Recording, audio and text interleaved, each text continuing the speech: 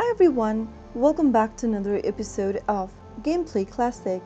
In this video, we will be learning how to delete Epic Games account.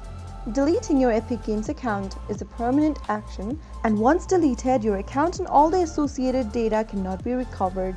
So in order to delete your account, first of all, open your web browser and type in store.epicgames.com and search.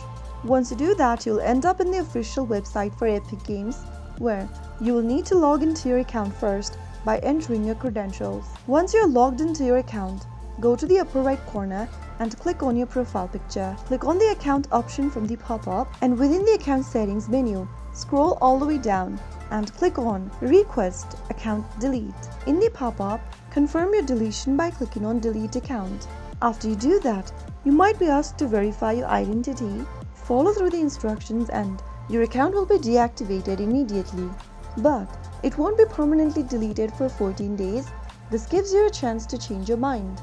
After you are done, you will be able to delete your Epic Games account quickly and easily.